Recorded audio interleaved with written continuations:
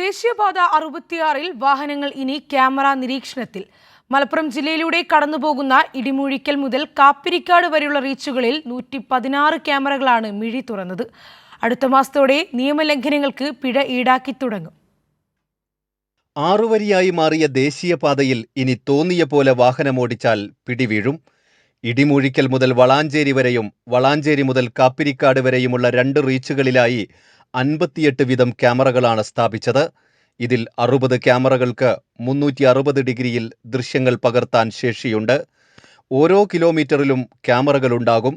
ജംഗ്ഷനുകളിലും entry exit പോയിന്റുകളിലും പ്രത്യേക ക്യാമറകളുണ്ട്. നിയമലംഘനങ്ങൾ ശ്രദ്ധയിൽപ്പെട്ടാൽ ദൃശ്യങ്ങൾ മോട്ടോർ വാഹന വകുപ്പിന് കൈമാറും. അമിതവേഗം, വാഹനം 3 മിനിറ്റിൽ കൂടുതൽ നിർത്തിയിടൽ, ട്രാക്ക് തെറ്റി ഓടിക്കൽ, സീറ്റ് ബെൽറ്റ് ധരിക്കാതിരിക്കൽ എന്നിവയെല്ലാം റിപ്പോർട്ട് ചെയ്യും. പരമാവധി വേഗത മണിക്കൂറിൽ 80 കിലോമീറ്ററാണ്. ഇത് രേഖപ്പെടുത്തിയ ഡിജിറ്റൽ ഡിസ്പ്ലേകളും സ്ഥാപിച്ചു.